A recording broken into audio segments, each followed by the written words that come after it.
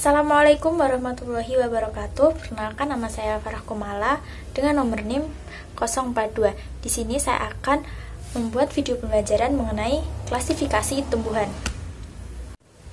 Nah, dari peta konsep yang saya buat, di sini saya akan membahas kingdom pantai, meliputi pengertian, ciri-ciri, dan klasifikasinya.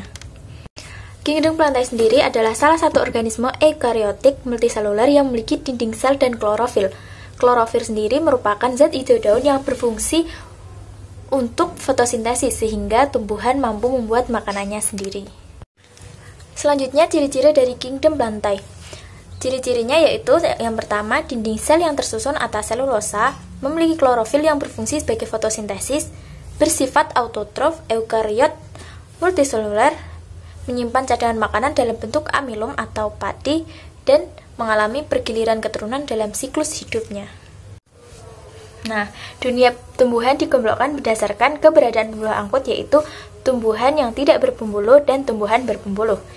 Kemudian berdasarkan cara reproduksi tumbuhan dibedakan menjadi Comophyta berspora dan Comophyta berbiji. Comophyta berspora yaitu lumut dan paku-pakuan, sedangkan Comophyta berbiji yaitu kelompok tumbuhan yang berbiji. Kita masuk pada Comophyta berspora, yaitu lumut atau Bryophyta, yang merupakan anggota kingdom plantae yang paling sederhana dan bisa dikatakan sebagai tumbuhan bertalus. Lumut juga dikenal sebagai sebutan moss. Berdasarkan klasifikasinya, di sini saya hanya akan menjelaskan dua klasifikasi lumut. Yang pertama, lumut hati atau Hepitaceae. Ciri-ciri dari lumut hati ini yaitu yang pertama, mempunyai tubuh berupa lembaran dan memiliki rizoid. Yang kedua, saat fase sporofit, tumbuhan lumut terbatas karena belum memiliki jaringan meristematik. Yang ketiga, gematofitnya mempunyai banyak antheridium dan archegonium. Dan lumut ini habitat hidupnya berada di tempat yang lembab.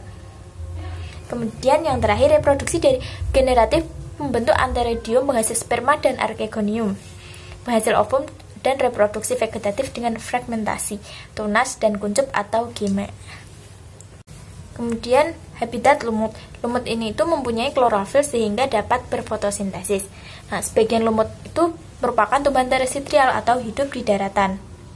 Yang ketiga, lumut dapat ditempatkan di tempat yang lembab, contohnya di tanah, tembok, atau di kulit pohon, dan di air.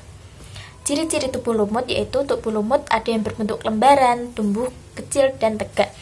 Lumut berukuran kecil dengan tinggi sekitar 1-2 cm, tapi yang besar bisa sampai 20 cm.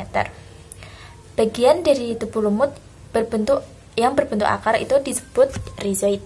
Nah, yang selanjutnya tumbuhan paku atau nama ilmiahnya Pteridophyta. Tumbuhan paku ini memiliki ciri-ciri tumbuhan kormus yang memiliki akar, batang, dan daun sejati. Akarnya itu serabut, batangnya berbentuk rizoma, dan daunnya beraneka ragam. Daun umum dari tumbuhan paku ini menggulung atau circinatus, memiliki jaringan pengangkut seperti xilem dan phloem, dan habitatnya berada di tempat yang lembab. Spora dari tumbuhan paku ini dihasilkan oleh sporofil, dan ciri yang terakhir yaitu mengalami metagenesis. Selanjutnya klasifikasi tumbuhan paku. Yang pertama, Psilopsida atau paku purba. Paku purba ini memiliki tinggi 30 cm sampai dengan 1 meter.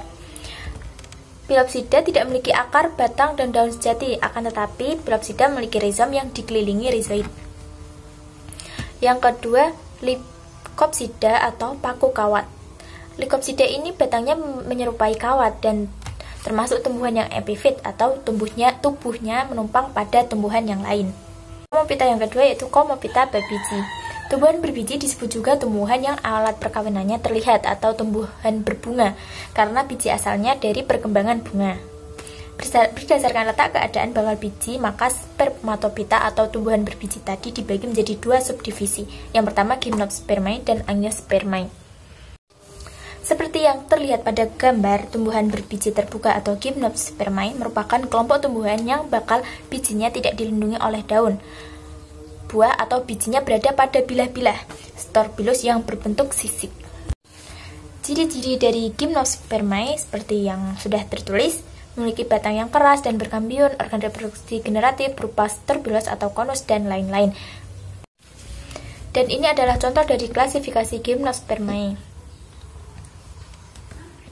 Tumbuhan berbiji yang selanjutnya yaitu Angiospermae, yang itu kelompokan tumbuhan yang bakal bijinya dilindungi oleh daun buah seperti buah yang ada di gambar. Ciri-cirinya biji dilindungi oleh daun buah atau karpel, akar dilindungi oleh kalitra atau tudung akar yang berfungsi untuk melindungi akar pada waktu akar menembus tanah. Kemudian memiliki bunga yang sesungguhnya daunnya pipih dan melebar.